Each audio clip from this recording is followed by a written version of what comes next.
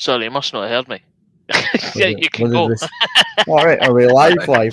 I will live. All right, so I thought we were waiting, then the usual waiting on the intro to play or something. I was just sitting admiring how good my hair looks.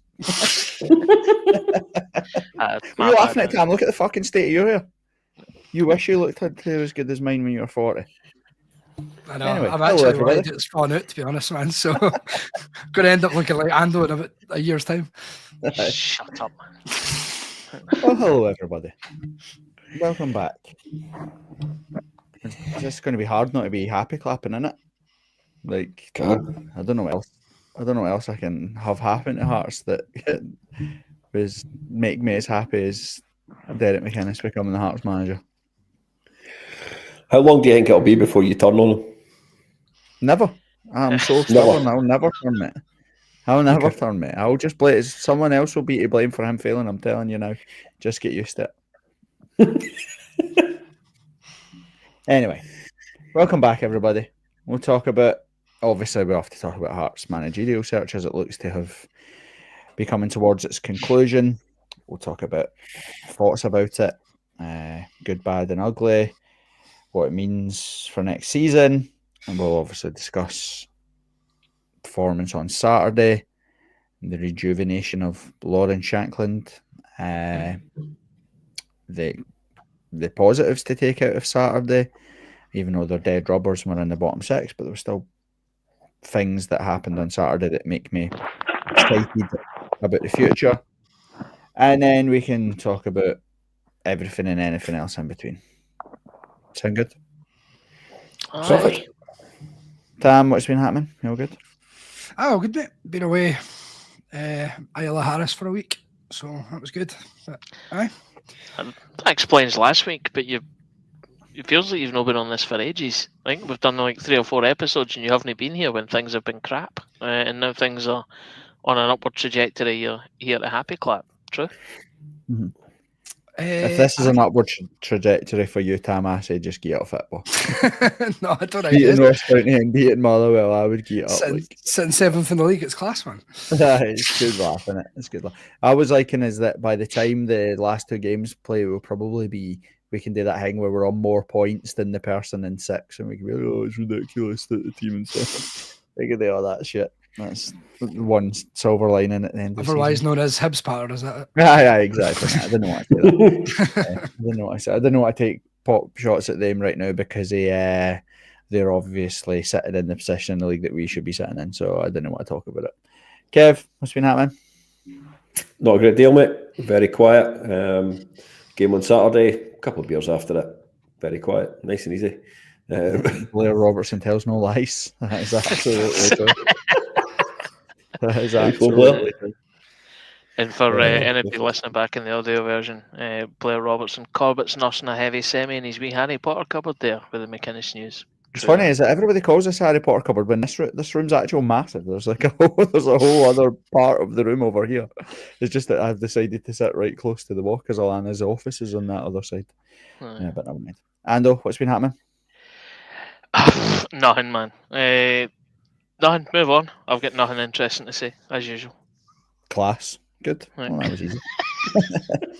That was easy. Like I said, we're obviously live to YouTube, so any questions, comments, anything you want to jump in and talk about, let us know, and we'll let us know what's going on. But I would just want to start. What do you want to talk about? I guess it's let's start with the news of options of managerial merry-go-round. Well, Tam, we talked give our opinion on the managerial situation last week and who we would like to see. What's your thoughts been on it all? To be honest, what scares me the most is it seems like our board are doing the most sensible option they've ever done. It seems a sensible decision with what's needed at the moment. Safe pair of hands, somebody that's going to have a bit of an identity about them, develop players, and yeah, I'm quite looking forward to see how it plays out, to be honest. Yeah. So Barry Anderson obviously alluded today in the evening news that Derek McInnes has scored highly twice now in Jamestown. Obviously the first time we opted not to go down that route. and then obviously now it seems that he's been on kind of a number one target from the get-go. And I'm exactly with you, Tam. It makes me uncomfortable that something's going to go catastrophically wrong, because it is the most sensible option available in common sense and hearts and common sense football and decisions, and this board don't normally go hand in hand. So, aye, it's been pretty exciting. So for everybody that doesn't know or has been living under a rock, as it stands now, which at Monday night, Hearts have approached Kilmarnock officially to discuss the release clause and or compensation for Derek McInnes and or his backroom staff, so that Derek McInnes can become the new Heart of Midlothian Football Club manager. Kev, what's your initial thoughts? I know last week you'd spoke about who you would like to see it. Now give us an opinion on who or what you're thinking now that we know pretty much who it's going to be. Overall, I think everybody knows it's the right move. Everything, as I said last week, everything's a risk. Yes, McInnes has shown in his time at Aberdeen and in his time at Kilmarnock, getting them into European football last season, that he is a successful manager to an extent. Okay, he's maybe not won as many trophies as maybe he would like to actually win, but he's got Aberdeen regularly in second place. He's also, of course, as I said, got Kilmarnock into Europe, so he's got track record from the Scottish point of view, but he is still a risk. There's no getting away from it. I know what you say, you'll never blame him for anything that goes wrong after your campaign as such, but he's as much a risk as any other manager, but less of a risk than, say, somebody that's coming in from Sweden or Holland, Belgium, wherever they may come from, because he simply knows the Scottish game. He knows players, which will be an interesting one as well. Would you look to bring anybody in with him from Kilmarnock? I know there's been a lot of rumour around the boy Armstrong. So these are the kind of things that he is aware of, and from that point of view, I would say it's definitely the right move in the journey where we are at this moment in time with regards to Jamestown Analytics and what the future could hold, with, of course, the other news that's came out in the last 3-4 weeks of Tony Bloom. Yeah, I suppose we can talk about that, because me and Tam never on that, but we'll finish this first and foremost. Ando, do you think it's a risk with McInnes? Do you see any risk in it? Well, let's not be stupid about it. There's risk with any managerial appointment, but and I said this last week and I think the week before, which is them show me somebody better that we could get. That actually, suppose think about it. Who could we get that's better than Derek McInnes and also limits that risk to the same degree? I don't think he can. I think he's proven track record, knows the Scottish game, so therefore you're limiting the risk. In terms of what I'd spoken about a couple of weeks ago about not wanting an experiment, any sort of experiment carries a high level of risk. I don't think this is an experiment. This is an assured, sensible appointment, and so for me the risk is diminished greatly compared to any other player that would be out there, any other managerial guy that could be out there. Yeah, I think for me there's a risk. Sorry, Corbett. The only risk that I would have is how he's going to use the analytics. Oh, you have to put up as I start saying a great point. Mate, it's hard to try and know what's up there whilst you're talking. Okay. David Borley saying Tam's Tash reminds me of Paul McCartney's from Sgt. Pepper. I'll take that. That's the first compliment I've ever had on this Tash, so it's fine. It'll be the first and the last. What was I saying? The only risk I could really see is how he's going to tie in with the analytics. Obviously, he's quite an old school type manager in terms of the way he likes to run a football club, have every say in everything in terms of... I think he works quite closely with his head scout that's travelled everywhere with him, from Bristol to Aberdeen to Kilmarnock, and done each job there. And that would be my only concern, how he's going to work with the analytics and players that are sort of recommended to him rather than him getting a first say on it type thing. Well, again, anybody that hasn't read the Barry Anderson stuff around how Jamestown analytics work. It's definitely worth having a read. One of the things actually that I hope when we bring McInnes in, and something that we can stop as soon as possible, is we talk about Jamestown analytics way too much. Yeah, Ipswich made it from League One to the Premier League, and you would never have. Google it. Google other clubs talking about Jamestown that use it. You hear not a peep from anybody, whether it be from the boardroom, the manager, Rivers. We're obsessed with it. We talk about it constant, and it's almost like we seem to do it as if it's the be all and end all for everything, and it's not just how it works. You've got you can I'd still identify your own players and then put them through Jamestown to see if they fit into what we're looking for.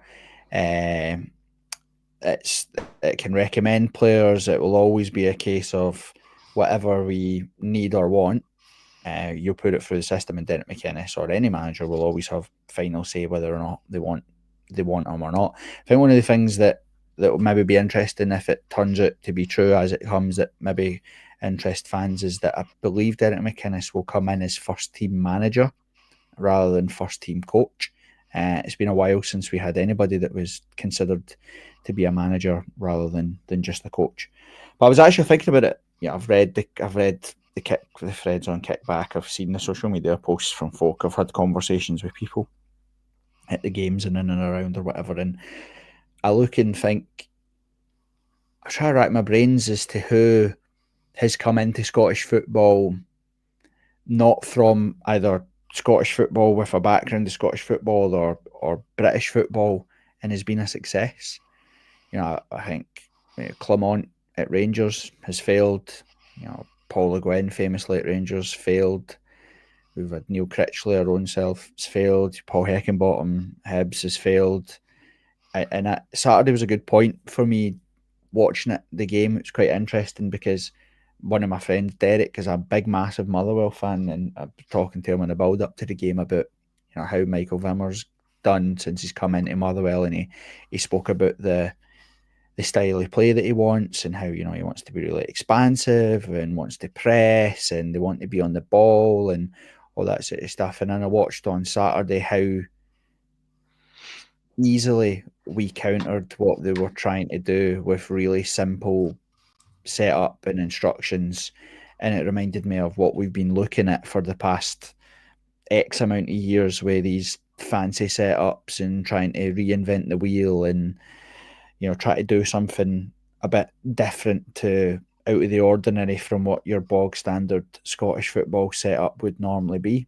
And season after season, we watch us be outsmarted by Derek McInnes, by a Tony Docherty, by a Stephen Robinson, by a Stuart Kettlewell, all these people that let Hearts have the ball, keep their centre backs on it, leave them, so press them when they go out wide or whatever, and you'll be absolutely fine.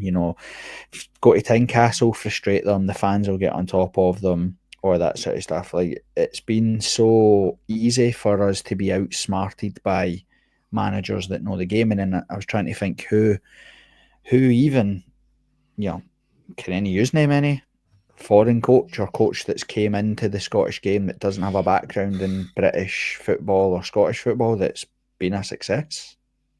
I think Postecoglou's probably the only outlier, but that doesn't really count because it's Celtic. Celtic and Rangers you can look at, but you're right. Ange Postecoglou's did brilliant up here, played a brilliant style, but I try to think who else. What do you call him? What's his name? Simo Valakari at St Johnstone looks like he's potentially going to take St Johnstone out of the league. Now, don't get me wrong, damage was potentially already done there. Michael Vimmer at Motherwell, if I was to put odds on who'd be one of the first people to potentially lose their jobs next season, I wouldn't be far off looking at him. Even Jimmy Fellaini at Aberdeen, they've lost 2 games in a bounce now. They went nearly 4 months without winning a game. At one point they were something like 33 points in front of Hibs, and now you're looking at their 3 points behind Hibs with 2 games to go. It's been an incredible collapse from him, and you look at look at their own fans and how they talk about them and stuff. So I was trying to think who's came in that wasn't from Scottish football background or a British football background and actually been a success. And I struggle to think who's came into our game and cracked it. And that's my big worry about the whole going down analytics and looking to see who's out there. Like we said before, reinventing the wheel. And this is why this one feels like the most sensible decision that is out there. Definitely. I couldn't name any. Like, you couldn't say one person has came international manager who came in and then got a bigger job. It'll usually end in a sacking at some point anyway. And the other side of that is that how many managers have came in and been hounded out. Remember the Italian boy that came into Kilmarnock got hounded out by this, the Glasgow press, because he never had the ground running kind of idea. So there is all that has to be taken into consideration as well.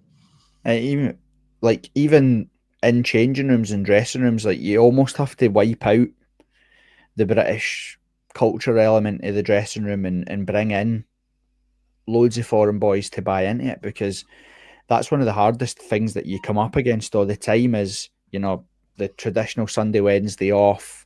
They want to be finished and done and back in the house by 1 o'clock in the afternoon. They want to be able to go out for a bevy on a Saturday night. They want to have ketchup and mayonnaise and all this stuff with their meals. They want to have sweeties and pizzas after the game and all that. Look at like the Paul Le Guen stuff, Paul Le Guen versus Barry Ferguson, because Paul Le Guen stopped Domino's pizzas being delivered into the changing room after games and wasn't happy with them having beers and all that sort of stuff and wanted them in and around the training ground early doors till late in the afternoon doing double, triple sessions, and you just get full on, nah, I'm not doing that. I'm not buying into any of that stuff. So it's a difficult one. So, Matt, I'm not going to bore you as to why Derek McInnes is, for me, the right man for the job and was the right man for the job. When I bought the game on Saturday, exactly for Bruce Anderson, here we go. Get a big guy up front and just launch the bottom. That's what Scottish football is all about. But watching the game on Saturday, that's all I could think about. That was all I was excited about, was actually looking at Hearts. We were playing players in the right position. We were playing a formation that suited the players that we had at our disposal, and the players had very simple messages. Vargas and Alan Forrest, stay wide, take on your man, try to get to the byline, put crosses into the box. Shankland, stay between the width of the 18-yard box, link the play when you can, try and get on top of things where you can get to. The two centre halves, play the centre halves, the two best ones that we have. Keep the ball, put the ball forward when you can. Play Devlin and Benny together, the best pairing in that bit. Have them both sitting and doing what they're doing, and that's and that's all we done. We just countered what Motherwell wanted to do. They had the setup for Motherwell's great, and if you got the players to play it, brilliant. But they've got Tony Watt as the first man press up front. He's a big lump. He barely ran, and he barely burst a sweat all day. He wasn't doing the hard yards. He wasn't doing any of the running around the park. So then you're looking at Miller and Slattery in the middle of the park. You're now asking them to make up 10, 15, 20 yards that he's not willing to do. And then when they do come and press, he's not there either. So it's dead easy to break. And again, it's 2 games in a row where we've had a simple setup, playing the players in their best positions. Our centre forward has got 4 goals in 2 games. Alan Forrest has got 2 goals in 2 games. We're creating chances, and we're being solider at the back. And that's all I really care about when it comes to Derek McInnes. He's a proper football manager that understands what needs to be done and what needs to happen. Do you know? And he'll stop flashing those up. It's so distracting. Like, honestly, I keep losing what I'm trying to say. Like, I'm not reading them, and it's putting me off what I'm trying to say. Right. So, when do we think? Right now, there's obviously some form of release clause. Hearts and Kilmarnock are in talks right now to try and get it sorted. The chat is that we kind of want them in ASAP, as in they want them either in the stand for Wednesday and then in a dugout Sunday, but they want them in as a matter of urgency. We've got players out of contract that we need to start the ball rolling if there's an attempt to try and keep them. Obviously, Shankland, Craig Gordon, the two that spring to mind, and decisions being made on some of the other players that are potentially there or thereabouts. And the big one that cost us and why we're in the bottom six now is that we need pre-season to be sorted. And again, right now, as it stands, I think we talked about it last week, we have a friendly for Craig Gordon's testimonial, and we have the League Cup games and a provisionally booked week in the warm weather training camp with no teams to play. So we need someone in ASAP that can rubber stamp and finalise his own preparations for how he wants pre-season to be, because we're back in less than 5 weeks for pre-season. Has anything been announced about the Gordon testimonial? I missed it. I may have missed it. Or was that just... Not yet. His testimonial being registered on Company's House and all that stuff to like what you have to do to make money and stuff. So it's obviously happening. But in terms of what's happening with him and Hearts, you know, the one thing that stood out the most on Saturday about Fulton being in goals was that he's so much better with the ball at his feet. And it made a huge difference of us. Well, he got an assist set up Shankland's first, but he found a man every single time he had the ball, and his kicks were kept in play, but also put us down the park. 9 times out of 10, Gordon's kicks barely even reach the halfway line, and or they're always, they always out for throw-ins or whatever. So he did take an absolute rollicking from Frankie Kent in the first half as well, didn't he? Aye. Wondered how that affected him, but I wondered if that would affect him. However, it didn't appear so. Although Motherwell, from my point of view, didn't offer really anything going forward. Slattery had, of course, the chance and the goal chopped off because he had one that hit over the bar, but other than that, they didn't really pose any real threat. Yeah. Right, well, let's round up the manager chat. We all seem to be pretty much in the absolutely buzzing for McInnes camp. Any contrary stuff? I know you were flicking stuff up, but I wasn't really reading them. So anybody saying anything to the contrary? I've seen someone saying hoofball incoming or whatever. That's pretty much it. The other no real negatives. But I suppose a couple of questions. What does the Dalry Lama think of the potential appointment is one thing. But he'll be absolutely greeting. He'll be sitting in Leaf, crying into his Palestine flag, upset that it's not some one of Tam's pals that's the new manager. Don't worry, there is screenshots, Corbett. We need to share them to you from this afternoon. So, all right, what are the screenshots like? Just that he'll never spend a penny at Hearts ever again. Class. Oh no, what a shame. He's calling our own fans diet Huns now because we only hire Rangers managers. Yeah, I know that's what it is. That's what I said. Who would have thought a grown man pretending to be a lamb on the internet couldn't be trusted? under a new name actually. But, what's it called now? A fake name. I can't remember, but he's going under but his Scott McIntosh. His name's Tommy Martin. Ignore him. He's an absolute slaver. Like, you'll not see him at Hearts games anyway. He drinks in Leaf, hangs about Leaf. As far as to say, don't give him the attention he so craves. Yeah, that's true. That's true. So Tam, welcome back to reading out comments. Well done. Thanks, Tam. Pass the baton back to you now, aye? I can't make it flash on the screen though. I can flash on the screen, but no that. Please don't. Please don't. At least let everybody get extra zoom on. Get the extra zoom on and then get it out. Gets cancelled and arrested. Nah, surely you didn't get cancelled for that. It must be doesn't count as a penis unless it's over a certain size or something. Surely that doesn't matter. Like it's like we didn't have this restricted, so even flashing a micro penis to somebody that's under 18 is still going to land you in hot water. Well, that's So, very true, Dan. And we know what you're sorry, like for Cam. doing that, so let's best avoid that. Allegedly. This is missed it, Tom. don't do me for slander like that. Sorry. Right. Oh well.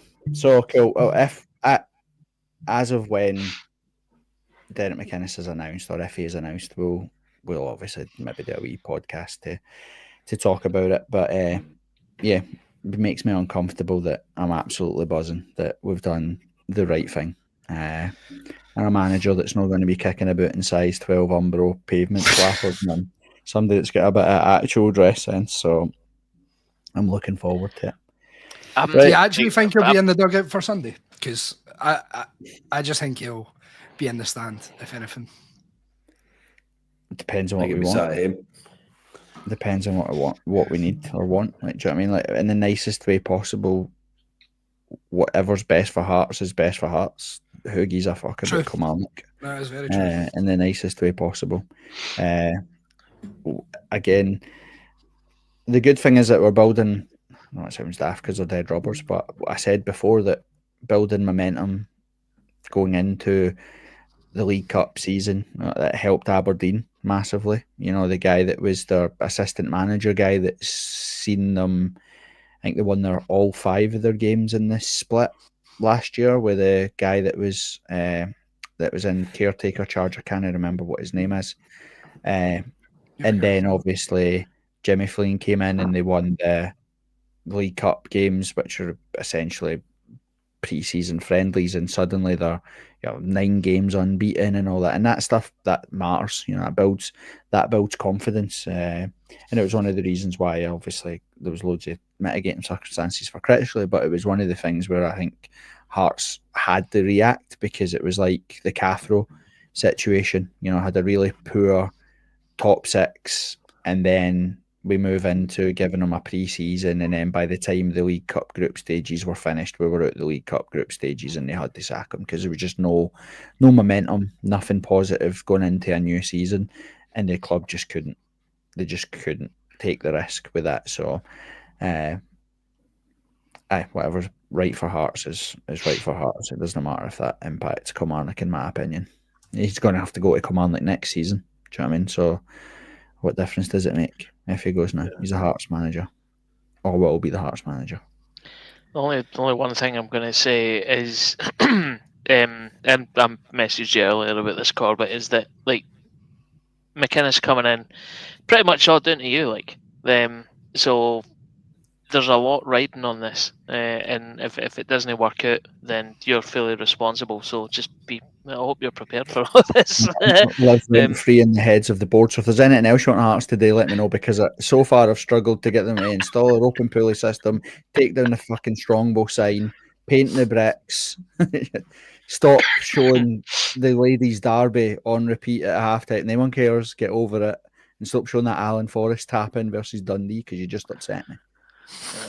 My level of expectation has skyrocketed in the last 24 hours, right? Like, because you know my position, right? Whenever we sign a new player, he's always pish until he proves himself. Whenever we sign a new manager, they're always going to be dreadful. Like, go back through the years we've been doing this, and I've always been wary, always err on the side of caution. But this one, I'm cautiously optimistic. I think we could be entering a new dawn of decency. And if it doesn't happen, I'm holding you responsible. It's fine. We could look at it as a 50-50. You and Joel Skid. Yeah, me and Joel have been the absolute ambassadors of the Derek McInnes Heart of Midlothian fan supporters club of Derek McInnes for like at least 5 years. We have this conversation on repeat every single time we're looking for a manager, because both of us yearn for the Hearts team of 2002 to come back with a manager that would absolutely smash you if you didn't do what you were told, moaned about everything, turned it into a total siege mentality, and made us a team of Hearts bastards, and I absolutely loved it. And it's been 2 decades since we had anything like it, and if that's what he brings to the table, I am all for it. Question for you then. Right, I flashed this up earlier and I probably didn't pay it the attention it deserves, from Neil Rennick. Is this our first proper manager appointment in the Budge era that's not an experiment? Yep. Right. 100%.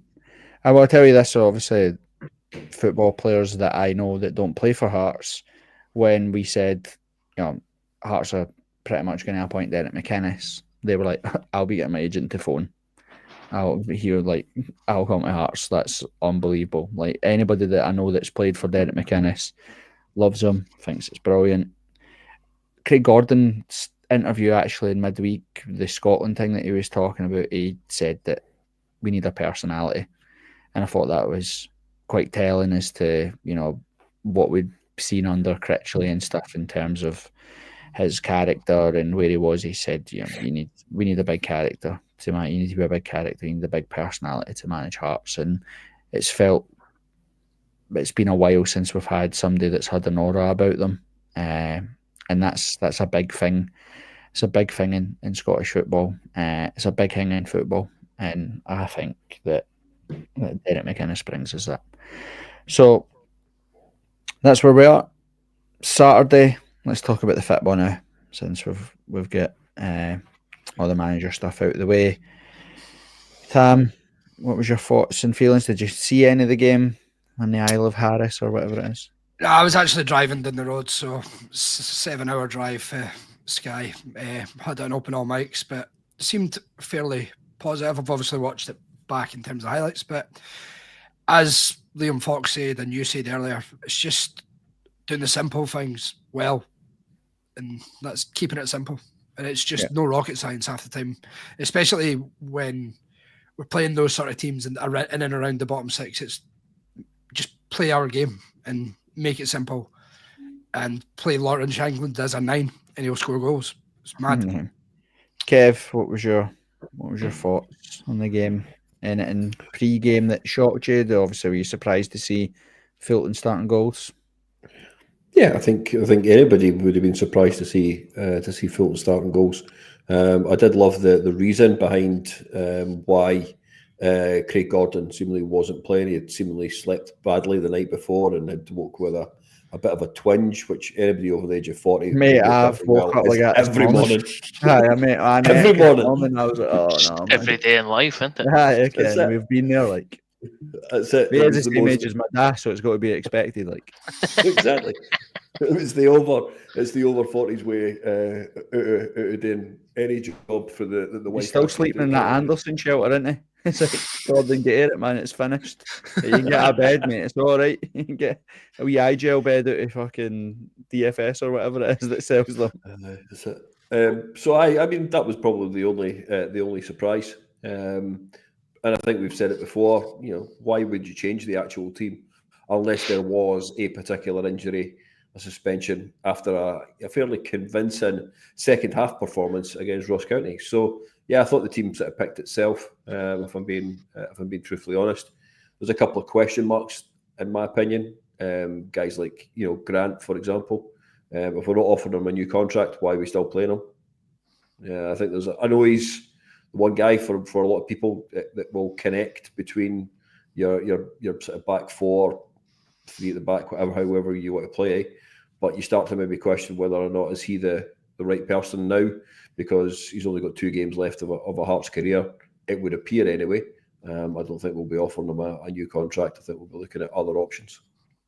Yeah, then you can have the same thing for Shankland. Why bother playing Shankland if he's not going to sign and all that type of stuff? So I get it. I understand where you are and you're thinking or whatever. It was funny. Freddie said that pre-game he asked Sander Clark, because obviously we're right next to the keepers and they come out first or whatever, and said, "Why are you not playing?" And Sander Clark's injured. That's exactly what he said. Yeah, I'm injured, mate. He's like, I'm on the bench. He said, I'm injured. And then he said, and plus I'm pretty shite right now because it's been ages since I played. And then Kenny Vargas scored twice. And Freddie said that. Yeah, I can see it. I can see why they just laughed. But I think the team picked itself. And like I said on Saturday, there's very little to play for, but actually I thought we were set up right. Like I don't know if it's a good thing or a bad thing that Craig Halkett is so clearly head and shoulders the best centre half that we have at the club, that I don't know if that's a good thing and a positive thing that he's back and hopefully stays fit, or if it's a sad indictment of how little we've moved the squad on in the last 3 years, that Craig Halkett, a guy that I don't think he's managed more than 2 months without an injury, is still the best player on the books. But you can tell in the game, Kev, that he makes a huge difference. He does things that defenders should do. He wins headers, he wins tackles, he's quick over a short period, like a short distance as he needs to, and he gets in everybody's ear. He's vocal, strong, everything you want in the centre half. And the one thing you maybe never picked up on is the fact that he is predominantly right-footed, but he's playing on a left-hand side of the two centre halves. Now, you're right in what you say, and the fact that as an actual footballer, Halkett is the best in that back four, or best at the two centre halves, however you want to look at it. And he's just got the savviness. He's got the sense of positional sense of where he needs to be to make sure that he's not going to go on his left foot, but he's able to actually get ahead of the guy or use his physical strength to actually win an aerial duel, whatever it may be. There's a couple of times that it would appear Watt, and I can't remember what the other boy that was sort of supporting Watt up front, just didn't fancy the fight. And it did feel that a lot of the Motherwell players were already on a beach somewhere in the Mediterranean in regards to their games itself. Do you know, I think having that back to the Kent and Halkett as well, it's kind of... Forrester looks a lot better as well. Well, I say a lot better, but just not as much as Bombscare. I thought he's taken a lot of pelters this season, and I thought the last 2 games he's actually been fairly decent, to be honest. Yeah, that's enough of you, Tim. Right, let's move. The other thing for Halkett is that he makes Frankie Kent a better player as well, and I think that's a big thing for Hearts too, is that Frankie Kent looks back to being his best, which again is he's been asked to win headers, win tackles, and give someone else the ball. And the thing, I couldn't help but just watch on Saturday, and like I said, it just made me excited for, if that's Liam Fox, a bit of an inexperienced manager, but he's been in and around the Scottish game his whole life. He's in and around Hearts and knows the players and has been in training, and was easy to identify some wee tiny tweaks. And he's we scored 6 goals. We look defensively stronger. We look more fluent in attack. He's got the best players playing in the right positions. You think, well, imagine what a manager that's got bags and bags of experience in the Scottish game, a manager that beats the Old Firm at least once a season, a manager that's got a better European win record in Europe than us. Imagine a manager that's got a better record versus Hibs, won more away games than what we have in the 10 years of the last 10 years in the top flight. Imagine what he could do coming in, knowing that this is how the Scottish game is, knowing what it is to go play Motherwell at Fir Park, or what you'll need to be able to do when you go to Paisley and play Stephen Robinson's St Mirren, and what do you do when Rangers come to Tynecastle? How do we get them nullified, get the fans up, all that stuff? I couldn't help but just be like, Liam Fox has done 1 or 2 very simple things. I've said it before. You look at the Alan Forrest stuff. I've said, my opinion ages ago was, if Alan Forrest had the game time that Barry Mackay used to get, the constant game time that Barry Mackay used to get, he contributes more in a Hearts jersey than any of the other supporting acts behind Shankland. And again, on Saturday, same as last Saturday in Dingwall, he was played in his position and he was given very simple instructions, which was, tactically, all we want you to do is be a threat going forward. That's all we want you to do. And that's all he did. And that's all he was. Do you know what I mean? And he scores another goal. I think I've seen it pop up on the screen. It's an interesting one as to Liam Fox has been able to see this. Liam Fox was Critchley's number 2. Do you think that Fox has actually called that out to Critchley and said, look, let's get just back to basics and let's just play it this way rather than complicating matters? Or was Critchley just like, I'm not going to listen to you anyway because I don't really want you as part of my team? Well, so it's pretty much common knowledge now that the senior players approached Critchley to say that the diamond wasn't working. And Critchley essentially said to them, okay, thanks for airing your concerns, but we're going to stick with it. Yeah, so it's not difficult. I told you before, I won't name the first team player because it's not right to do so, but you don't know who it is. I spoke to a first team player that plays for Hearts who says that in essence, Critchley is a waffler. No one really understood what he was trying to say, overcomplicated everything. Training changed every other week depending on who we were playing. The ask that changed depending on who we were playing. And most of the boys that had experience with Liam Fox, whether it be through the B team or just day-to-day of how they is running in and around the club, they would just listen to what Fox said. You know, what did he think they should be doing or whatever it was. So it's not a surprise that he's come in, stripped things back to basics, played a formation that suits the players and gets the best out of players. And what we said there, you know, Halkett and Kent looked brilliant. You've got Benny and Devlin that complement each other. They're still the best 2 midfielders that we have at the club. Benny's phenomenal. Like I don't think any Hearts fan would disagree with that. But over the last few months, Benny's importance to Hearts has been there for everybody to see. He wins the ball back. He keeps the ball brilliantly, and he just needs somebody dynamic beside him that can carry us up the park or wherever. And if that's Devlin passing and linking into Grant, and then Grant linking into Shankland or the wide players, then that's where it needs to be. I still think we need a 10. We need a proper number 10, or we need a running 8. You know, we've got, not to get technical, but both Devlin and Benny's strengths are being a sitting 6. That's what they're good at. They're good at disrupting play. They're good at winning second balls. They're good at winning fights to get the ball back. They break down a little when they're asked to be a bit more adventurous. You get forward, shoot, create chances.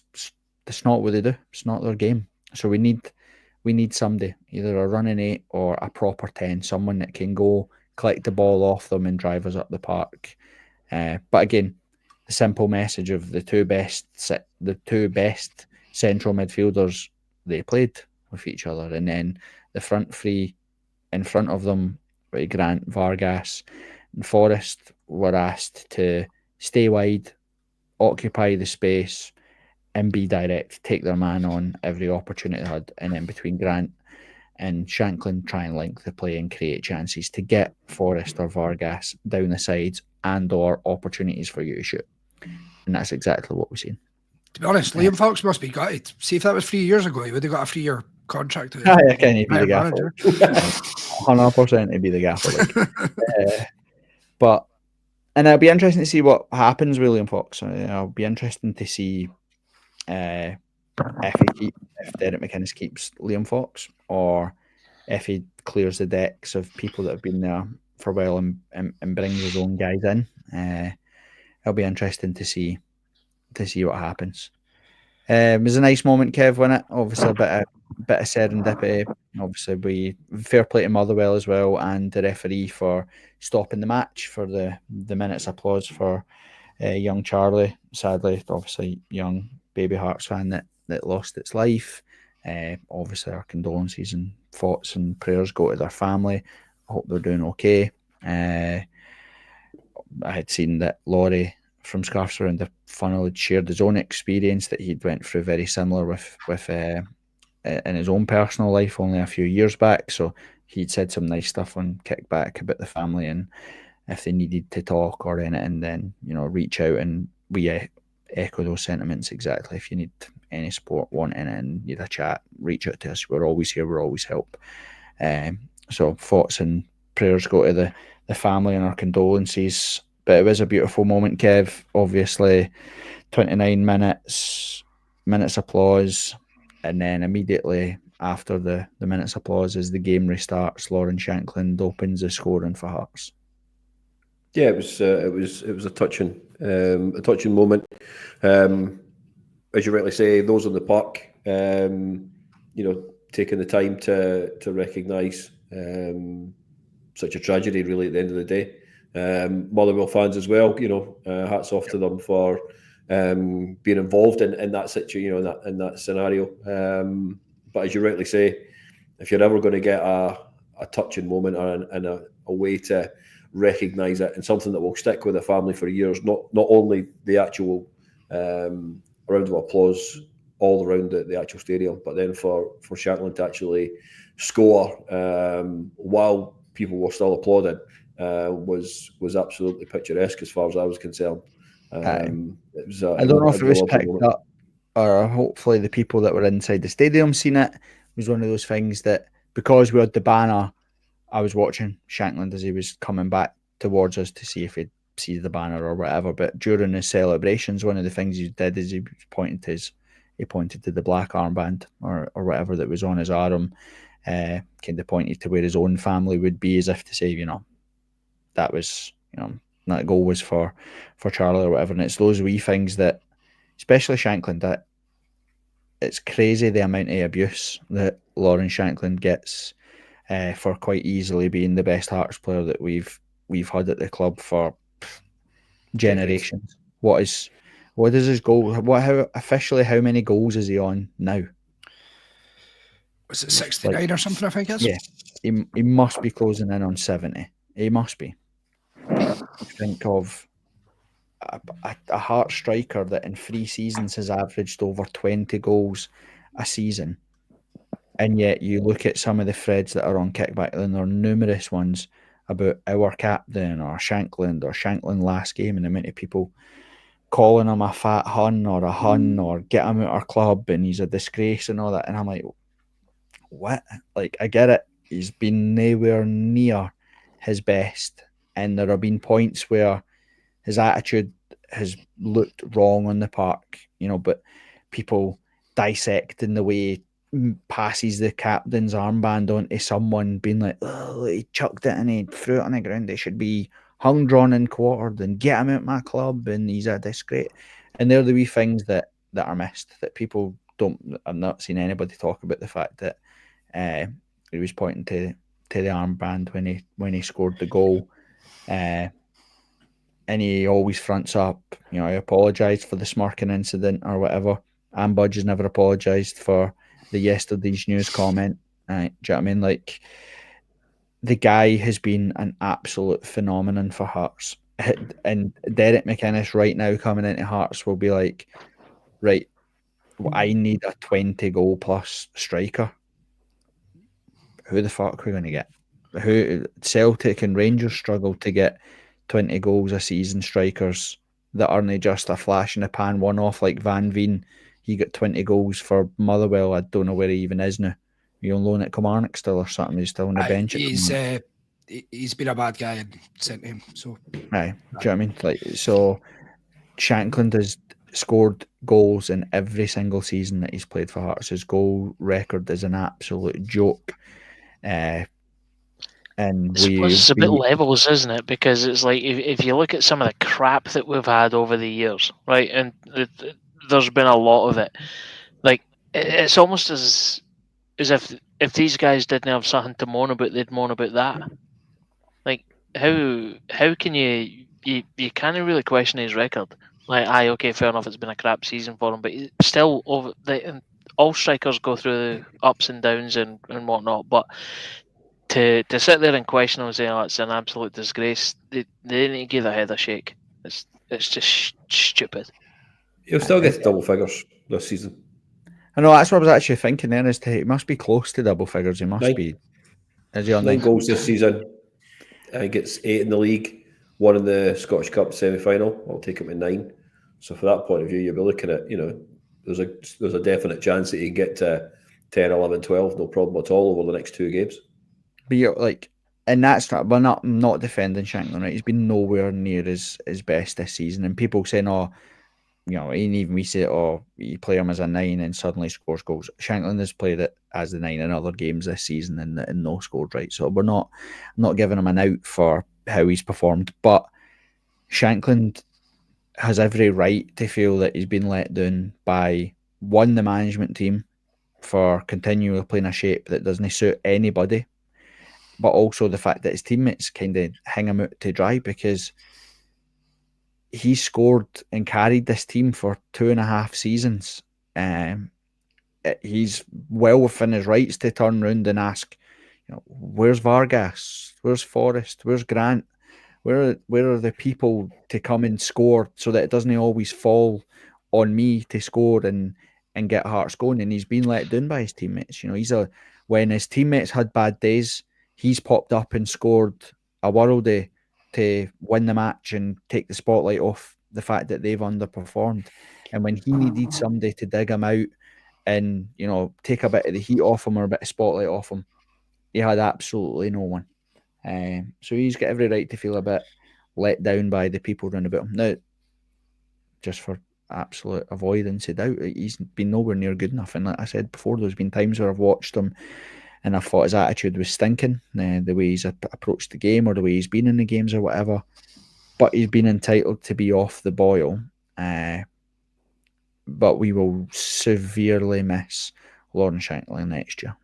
He just makes us a much, much better team when he plays. And Saturday, his first goal, a belter, you know, really controlled finish. He's still 22 yards for goal, keeper no chance, and the header just sums him up. People underestimate how good he is in the air. He's split the defenders with his movement, and he's headed it down into the ground because he knows that it'll go away from the keeper and it'll make it impossible for the keeper to get to. It's a brilliant header. I was actually more impressed with the second one, because we don't have a player who could do that second goal. Yeah, exactly. Other than Shankland, to be honest. Yeah. Cross into the box and a header from a striker. Yeah, it's simple stuff that we've been missing all season. How often have we seen Penrice or Spittle or Forrester or whoever in that area of the pitch with an opportunity to do that, and there's absolutely no options in the middle.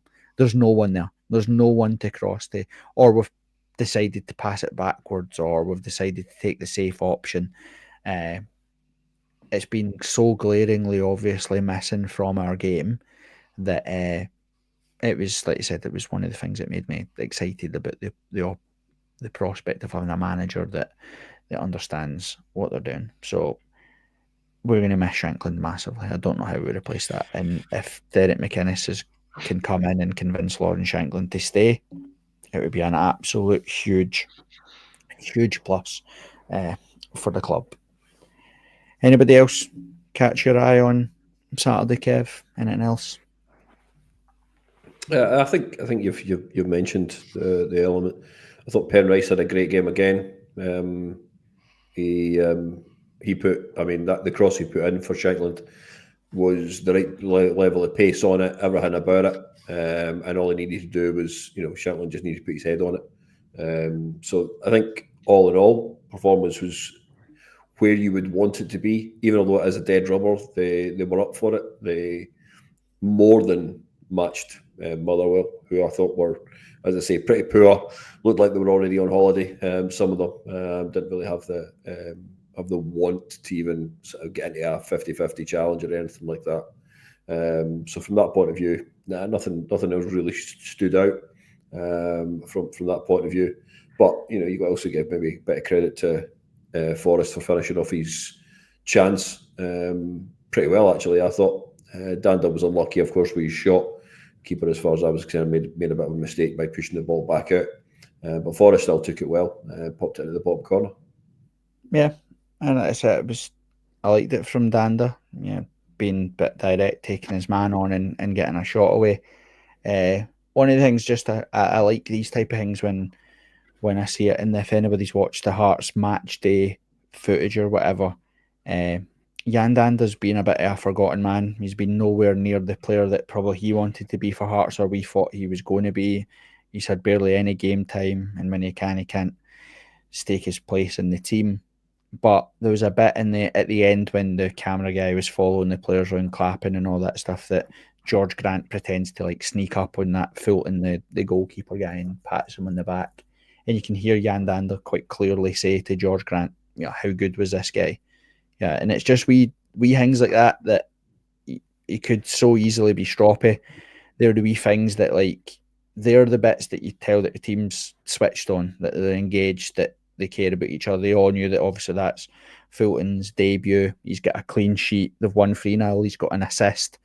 What I'm right in front of where the players came and celebrated with Fulton because he's obviously got himself an assist for Shankland's opener. And then obviously Danda, that could easily be in a half. He's barely played any football for Hearts. It's never went anywhere near how he wanted it. He still had a positive word to say about his teammate and stuff. And they're the things that I like. They're the wee cultural things in changing rooms that matter. So yeah, Saturday was good. Referee had a good game as well for all the chats of referees. A very good call. It shouldn't have taken as long as what it did. But he's quite clearly in the way of the goalkeeper. I don't know why it took as long as what it did. Did they say anything about it, or just other like were they? I think it was. Well, when I watched the highlights back, I'm pretty sure that was that referee's excuse me first Premier League match. So he's still fairly green, let's say. I thought he did. I thought he did okay. And they got to even not take it a long time, and they got to the right decision for the Motherwell goal. Yeah, no, I totally agree. But the it's biggest. You go, okay. No, carry on, buddy. I'll go jump in. Oh no, I was just going to say it's like I think I'm not adverse to this at all. Like if we're bringing in a new like cohort or batch of referees that are still fairly new, as long as they know the rules and they don't let pride get in the way. Because I think some of our long-standing referees, as has always been the case in Scottish football, they've just got a chip on their shoulder or a point to prove, or like just a particular disdain for a certain club. I think, fine. Was somebody I think as well that is potentially not a West Coast referee. I think he might be. Ah, there you go. Wow. Right. Actually, talking about that, no one seems to be talking about it, but that's 2 weeks in a row.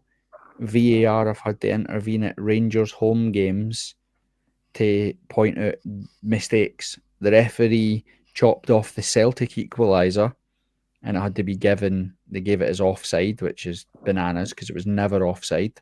And VAR had to intervene to give the goal. And yesterday, the linesman gave the Dessers goal when he is 3 yards offside. It's the easiest offside decision you'll see. And VAR had to step in to say, mate, he was offside. I mean, they're the things that always makes me laugh when they say that they're hard done by or whatever. I think, do you watch your own games, mate? Like, you see the stuff that you get that no one else gets. Blinkered a lot though. Well, Tam, anything on YouTube? Any comments that we've missed? Anything that we want to talk about? Blair Robertson did make a point as well. I was going to ask this, but do you think Shankland signs an extension if and when McInnes come in? He's had a shite season, but his class is easily there to see. I know we spoke about McInnes obviously wanting him. Do you reckon Shankland would want to work with McInnes, obviously? Yes. Mm-hmm. Yes. They've worked together before, haven't they? So he knows what he's going to get out of McInnes. McInnes will know what he's going to get out of Shankland. It's a good pairing from that point of view. Shankland's a bit more mature in regards to the last time they worked as well. So from that side of things, I don't think so. Yeah, I was pretty resigned to losing Shankland, but I think there's a slight glimmer of hope that he might sign now for me. Depends on the timelines, I guess. If McInnes is in sooner rather than later and is able to open up a dialogue, but then if I was listening to the radio coverage on Saturday and I want to say it was Tom English or whoever it was. I'm pretty sure it was him or either that or Al Preston, who's basically saying that Shankland and his team have asked for an amount of money, and it hasn't been met, and it can't be met because of our wage structure. Whether McInnes come in and influence that to any degree, I don't know. I suppose remains to be seen. Yeah, that's the only stumbling block that there is that there's an amount that Shankland would like, and I don't know if the club would run it past McInnes to say should we pay it. I don't know if that's what it is, but Shankland's not averse to staying at Hearts. I've said it before, and it's one of those things. I think if Kyle Lafferty, some football players just match with a club, right? It's just the way that it works, right? So obviously, Scotty goes back to Falkirk, and he's had a dream 3 months. He's scoring every week. He feels his loved. He knows he feels loved. So he's got a bit of swagger in his step because he knows that he's loved. He knows the club. He feels welcome there and at home there. Then I look at the same with when he went to Burnley versus he went from Falkirk to Huddersfield. Huddersfield's a rugby town, really only into football. They never really took to Scott. They didn't really care about football. He never really took to the area. He just never really clicked. And then he went to Burnley and it clicked. He loved the manager, he loved the setup, he loved the town, he loved the area. The fans loved him, and he went on to have 5 successful seasons there. And then same when he went to Rangers versus when he went to Bolton or when he went to Charlotte. And that's like with Shankland. Lafferty was in the wilderness, going nowhere really, came to us, had a dynamite season, fans loved him, he seemed to love us, felt welcomed and loved at the club, and his performances were better. He then went to Rangers and it collapsed because he was a big fish in a small pond when he was with us. He was just another name on a sheet. When he went to Rangers, fans had already been there and seen him and knew he was a bit of a dafty, so never really clicked with him. And now I think he's playing part-time football somewhere in East Kilbride or something like that. And it's the same with Shankland. Shankland has been a good goal scorer and a good striker for okay teams. He's came to Hearts and he's become an international striker. He's scored on the European stage. He's now won Player of the Year and scored the most amount of goals in a season and all that stuff. It's clicked for him at Hearts. So, yeah, I don't think he's in a huge rush. His personal situation as well, because he's got, I might be way off the mark here, but I'm pretty sure he's got 2 young daughters or something like that. He's got a young family, and they're going to want stability and all that sort of stuff. And he, I suppose similar to Scotty's situation, where obviously his missus was obviously game for travelling or whatever, but I think someone mentioned on the program ages ago, program fucking hell, it's a new one, right, on the show pod, whatever, a while back, I think it might even have been you, Corbett, to say that he's got a young family, he's quite settled where he is, right, and there's no one else in the Central Belt Scotland is going to come in and offer him the same deal. And I think there's probably an element of brinkmanship in this as well, which is, right, you've asked for a figure, you're trying to push it as far as you can. It might be the case that all he just wants is maybe not for us to meet that exact valuation, but just to be maybe 90%, 95% of the way to it, get that offer on the table, and then that's it. And I think if we're arguing over a couple of grand a week, it's nonsense. Pay what it costs. I don't care about the wage structure. And I've said this before at length, which is big teams have big team mentality and big team swagger. Right, and I get his relative worth to us is probably diminished a little bit just based on this season. But if he's asking for a decent amount of money, ask it. Give him it. And if that paves the way for loads of other players to turn around and demand the same thing, you have the conversation with him, which is, actually, no way, wee man, you're shite. You're not getting that kind of money. But if we start paying a decent amount of money for him, it means that if effectively you're broken the wage structure, you can attract a better caliber of player, and it becomes a self-fulfilling prophecy at that point. Pay more, get better players, be better, get results, climb up the league, so on and so forth. I think it's a very simple thing for Hearts. Is Hearts have essentially played this season with football in Shankland, and we've not got European football. It's cost us £6 million in European revenue or whatever it is. So it's a no-brainer for me. We go into next season without Lauren Shankland and potentially face the same thing if we can't get someone in that can score goals, or you pay them the money that we offered them the first time that the offer was on the table, or somewhere there or thereabouts, and his goals could potentially net us £5 million in European money. It's an absolute no-brainer, and that's one of the things that Jamestown as well measure. It's not just financial impact or sellability and stuff. They also measure things like the impact on the club. So you might sign an older player or a more experienced player that's got no sell-on value or will never make you money. However, his presence in the dressing room, his character, his ability or whatever might get you to league places higher than you were before. So it comes with a monetary value for having that type of person in and around the squad. And it's a no-brainer for Lauren Shankland. Where the club should be doing everything they can to keep him at the club. So, cool. Anything else, Tam? All good. There. Class. Right. I can see these comments as well, Tam. Well, add if you want. I don't know what else is to be added. Well, that's fine. I'm just making sure you're on it. Like, you know what? You get a bye this week because it's your first week back. See, next week you need to be better.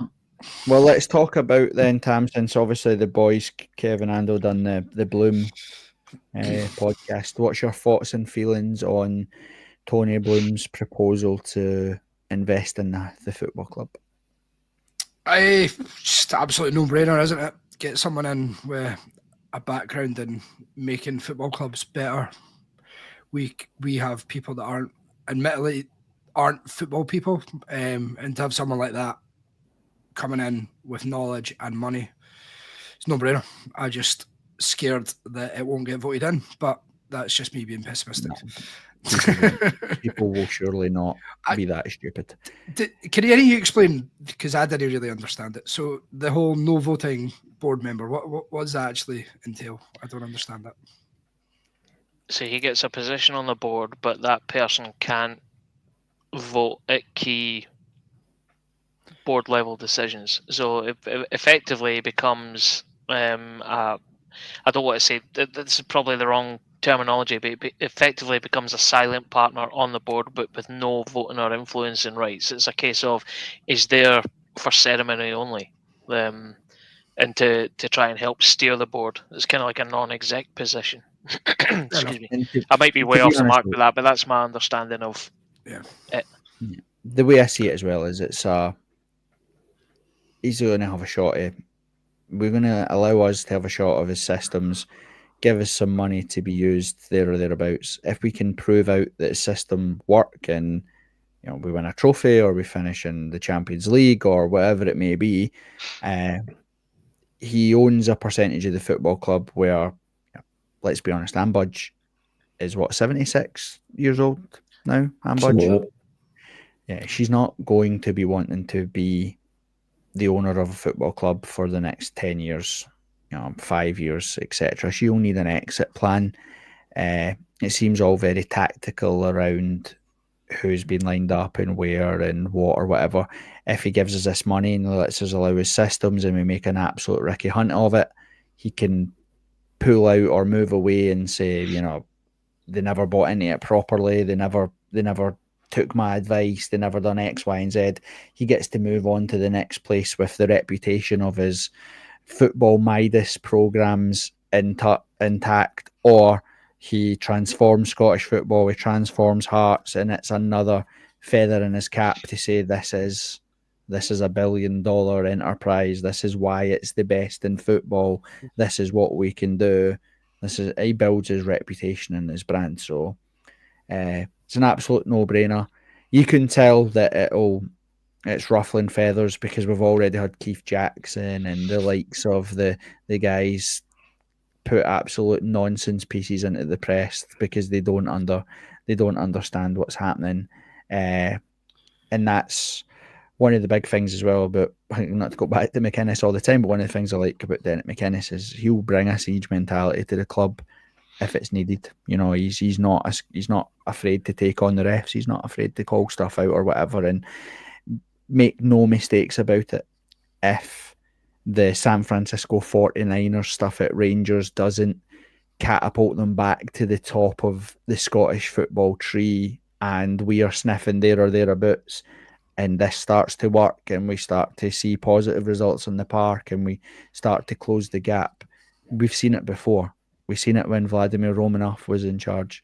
It will start to be, linked with our players constantly, or Derek McInnes is in the running for the Rangers job, and Penrice grew up a Rangers fan and his dream is to play for Rangers, and there's boardroom. It'll be all the tactics that we've seen with Vladimir Romanov, because I've said it 1,000 times before, Hearts being successful doesn't just impact the football side of things, it impacts those people, because again, suddenly Barry Anderson and your Joel Skeds and these people are the most important journalists because they're covering the most successful team.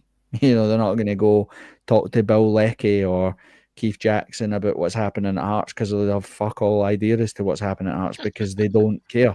Do you know what I mean? So you can tell that it's an impressive thing when the media try to downplay it as if it's not going to be a great thing, and then the other is when football people are like, this is massive, this is huge for Hearts. Chris Boyd is, as much as he's a big slaver, has been huge on it because obviously he's close to David Weir, he understands what's happening, he obviously works quite a bit on English football for Sky, so he understands the impact that Brighton have, he understands the Brighton model. He understands how sought after the Brighton model is, and if we can replicate even some of that, it will transform Hearts and potentially transform Scottish football. So it's a huge thing for Hearts, and we've battered the board pillar to post, and they've deserved it. But they deserve massive credit for this. If we pull this off, this is a huge coup for the board and for Scottish football.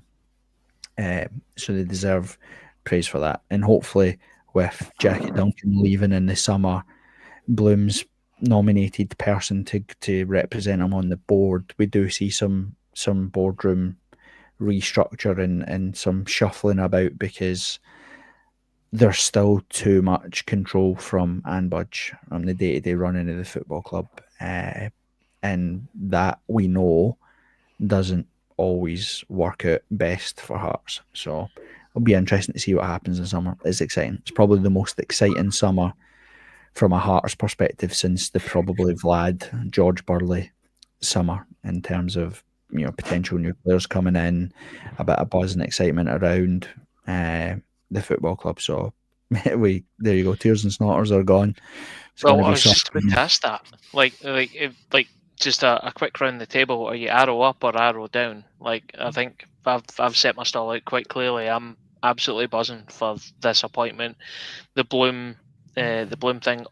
All things considered, I think we said it earlier on. We're into a period of hopefully success. In terms of trophies or whatever. But you didn't want to count your chickens too early, right enough. But overall, if I consider where I was a month ago in my fandom, let's say, I was totally negative, absolutely raging with everything. But see now, this is probably the most positive I've felt as a Hearts fan in 10 years? Easy. Wow. I'm always the negative bastard. We know that, but nah, future's bright. I'm full chub on. I am buzzing.